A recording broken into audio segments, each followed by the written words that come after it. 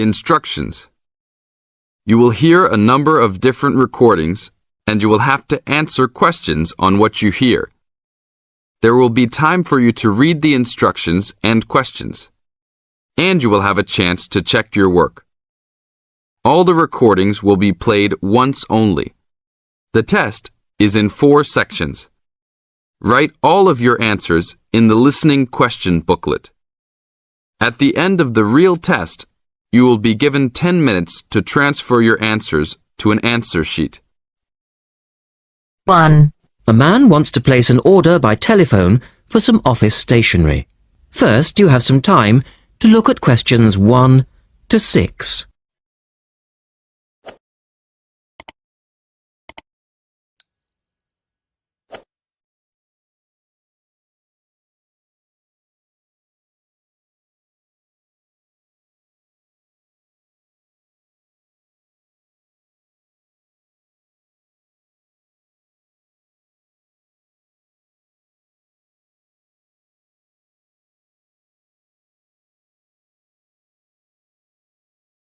Now listen carefully and answer questions 1 to 6.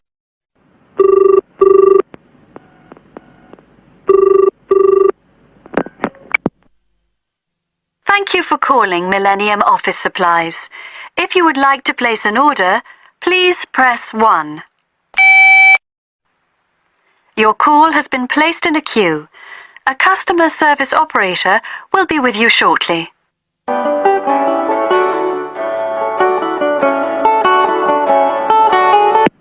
Gina speaking. How can I help you?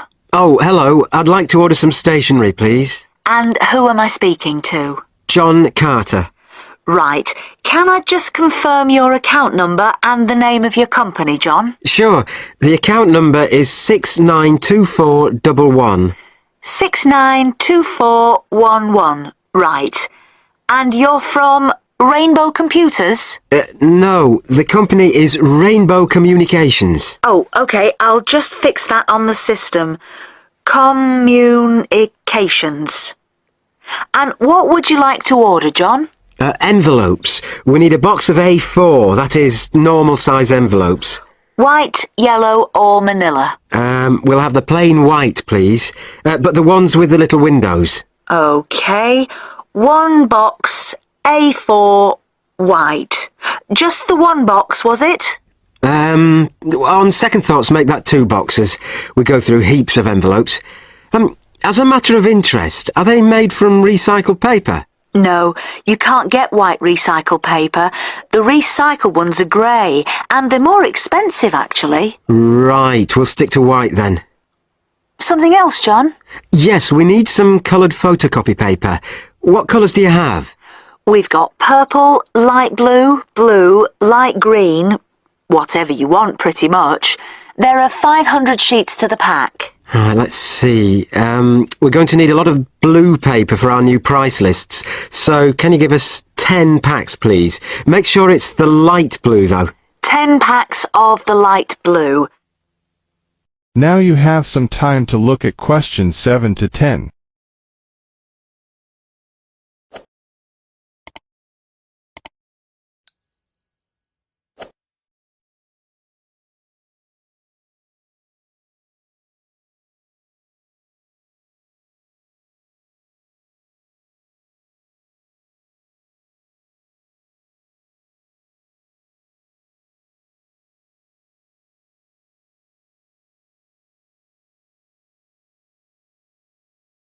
Now listen carefully and answer questions 7 to 10. Anything else that we can help you with? Let me think. What else do we need? I'm sure there was something else. Pens, paper clips, fax paper, computer supplies, office furniture? Oh yes, we need floppy disks. Do you have those nice coloured ones? Yes, but they're a bit more expensive than the black ones. Oh, that's all right. I'm not paying anyway. Right. Floppy disks. And what about diaries for next year? We've got them in stock already, and it's a good idea to order early. No, I think we're all right for diaries. But something we do need is one of those big wall calendars. You know, one that shows the whole year at a glance. Do you stock those? We certainly do. OK, can you include a wall calendar then, with the other stuff? Just make sure it's got the whole year on the one side. Sure. And do you have a copy of our new catalogue? No, I don't, but could you send one? Yes, I'll pop one in with the order. You'll find it a lot easier to remember what you need if you have our catalogue in front of you next time. Yes, good idea. And when can you deliver this? Should be with you tomorrow morning. Can you make sure that it's not after 11:30 a.m? Because I have to go out at 12. There's only myself here on Fridays. Fine. I'll make a note on the delivery docket that they should deliver before 11:30. Thanks very much. Thanks. That is the end of part 1. You now have half a minute to check your answers.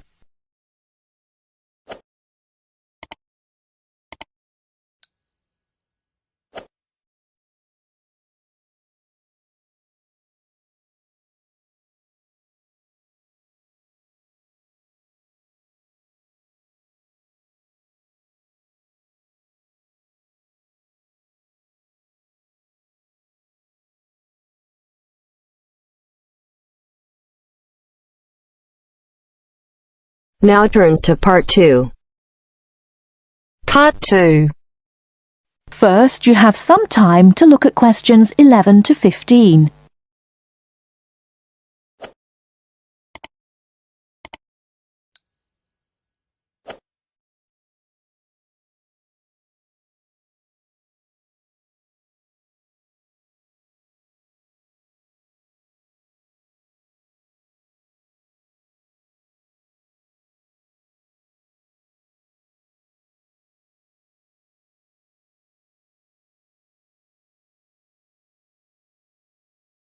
Now, listen carefully and answer questions 11 to 15.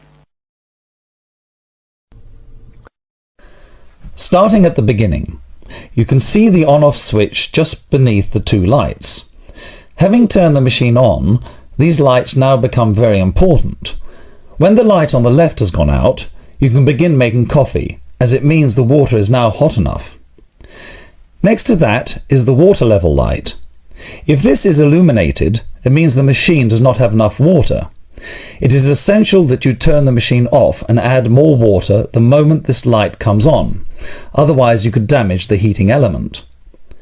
Once you have checked that both the heater light and the water level light are off, make sure the filter holder, that's the part with the handle just under the control panel, is in place. Once you have your cups ready, it is time to press the coffee delivery switch. That's the button just above the filter holder beside the boiler meter. Remember to take a quick look at the meter as it tells you the exact temperature of the water. On both the left and right hand side of the machine, on the same level as the filter holder, you can see the steam pipes used for heating milk. These steam taps need to be cleaned regularly to avoid blocking. And finally, if you do spill any coffee, don't worry. Just make sure that the drainage pipe at the bottom of the machine is leading into a sink or a suitable waste container. As with the steam taps, the drainage pipe needs regular cleaning. Before you hear the rest of the talk, you have some time to look at questions 16 to 20.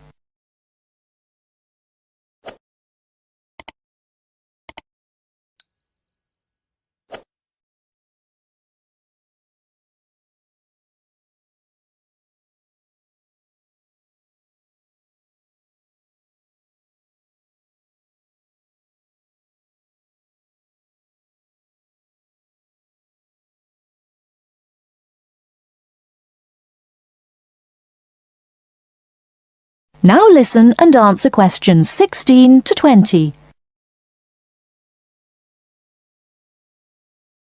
First and most importantly, I'll tell you where you should go from tomorrow for your lectures and classes. The Health Sciences building is on the west side of the campus, opposite the library, beside the History department. As you are probably aware, there are 6 modules to the course, which will take a year to complete. That's 2 modules each term. In the first module of this term, you will be looking at current laws with regard to health and safety in the workplace. Don't forget that as you progress through the course, you should be building your thesis. This will need to be completed by the end of the year. Coursework will also be credited to your final grade, but the most important part of the course is the thesis. Now, the final thing I want to tell you, and again you should know this, is that there will be a number of guest speakers throughout your course. They will come from a number of different medical backgrounds, but they will all be giving you their views on the relevance of health sciences in their occupations. That is the end of part 2. You now have half a minute to check your answers.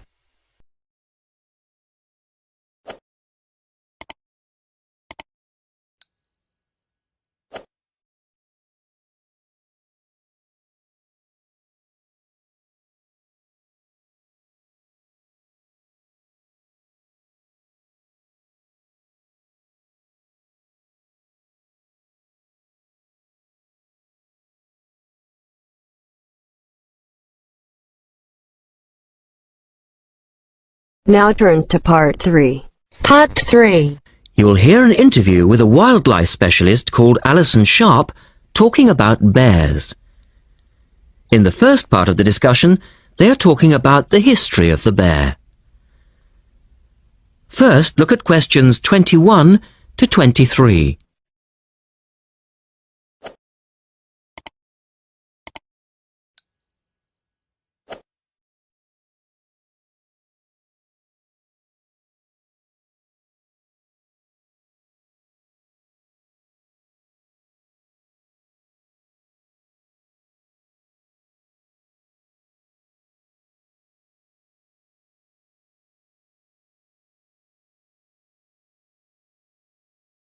Now listen carefully and answer questions 21 to 23.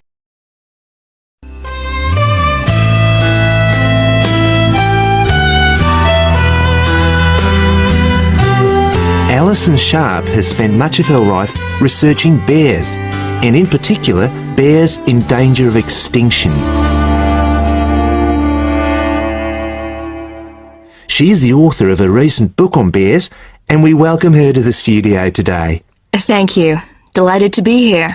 First of all, can you give us a quick overview of the history of the bear family? Well, the bears we know today actually have as their ancestors bears which have been evolving for some 40 million years. We have fossils of the earliest true bear, and it's important to emphasize this because some creatures are called bears but are not. Such as koalas, for instance. Yes, exactly. Fossils of the true bear show a small dog-size animal with characteristics that show a blending of dog and bear traits. So the general belief is that dogs and bears were of the same family? Yes, that's the theory. And then we see the arrival of the early cave bear. We know from cave drawings that Neanderthal man used to worship this bear, and at the same time fear it. Understandable, perhaps. Yes, but they need not have worried because the cave bear only ate plants. In fact, the cave bear survived 2 ice ages, but then became extinct. In the second part of the interview, Alison talks more about the situation of bears today. Look at questions 24 to 30.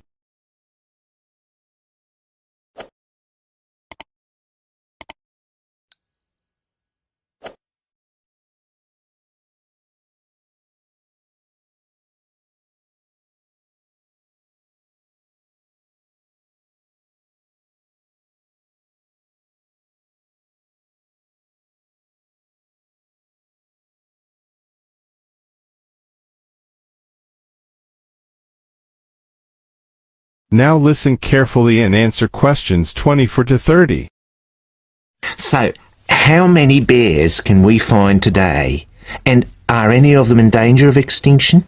Well, I'll answer your first question first.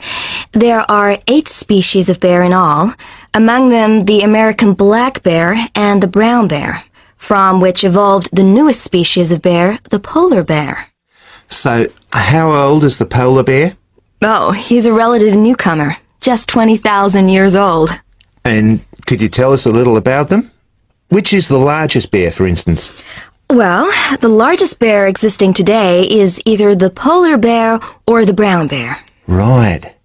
Don't we know? Well, it depends which criteria you use. The polar bear is the heaviest. The male weighs up to 1,500 pounds, but his narrow body actually makes him look smaller than the much more robust brown bear. So the brown bear appears the biggest. Yes. And the smallest? Well, the sun bear is the smallest of the 8 species. They only weigh between 60 and 145 pounds. That makes him a comparative junior. Yes. And then next we have the so-called giant panda. But that's a small bear too, comparatively speaking. And are all bears meat eaters? No, not at all. In fact, the giant panda is almost entirely herbivorous, living on a diet of 30 types of bamboo. Ah, yes, of course. Pandas are famous for that. And another interesting bear is the sloth bear, which eats insects, particularly termites. He can turn his mouth into a tube and suck the insects out of their nests. So, going back to my second question, are bears really in danger of extinction? Yes, indeed, they are. The sun bear in particular, as they've been hunted almost out of existence. And the habitat of the panda is also being reduced on a daily basis. Can anything be done to reduce the threat to these endangered species? I know, for instance, that it's very hard to breed bears in captivity. Yes. Well, I think that by raising people's awareness generally, we can reduce conflict between humans and animals, to stop the slaughter in parts of the world where bears are still hunted, supposedly in self-defense or to protect livestock, but often quite unnecessarily. And we can also encourage governments to preserve the natural environment of the bear, rather than allow the areas where they live to be systematically destroyed in the name of progress. Yes, of course. And in addition to these global efforts, all profits from the sale of my book will go toward the United Nations Bear Protection Program. That's wonderful. And with the news coming up, thank you for your time, Alison, and best of luck with the book. Thank you very much. That is the end of part 3. You now have half a minute to check your answers.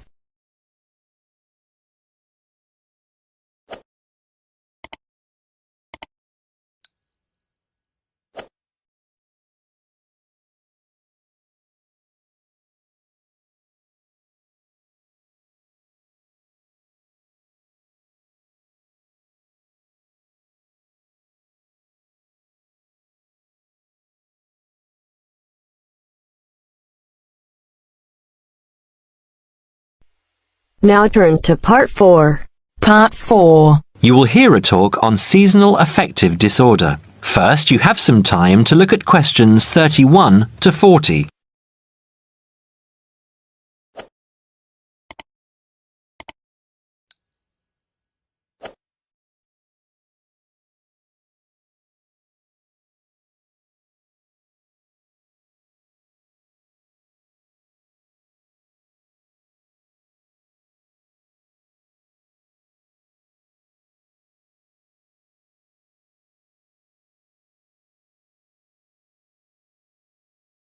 Now listen carefully and answer questions 31 to 40. In the past few years, a new condition has been identified and given a name, SAD, short for Seasonal Affective Disorder. This is now recognized as a distinct kind of clinical depression, where people become depressed at the onset of winter, accompanied by a craving for sweet things, causing weight gain. Each spring and summer would then bring on almost maniacal highs and feelings of boundless energy and happiness. Experiments to combat this depression showed that increased exposure to bright light in humans could suppress their production of a darkness-related hormone called melatonin. The light needed to induce this change was about 2,000 lux, or about 4 times brighter than ordinary household lighting. It was then calculated that if bright light could suppress melatonin secretion, then it might have other effects on the brain, including the reversal of symptoms of depression.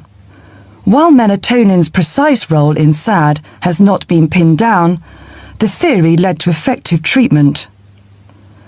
Not surprisingly, SAD affects more people where winter nights are longer and days shorter.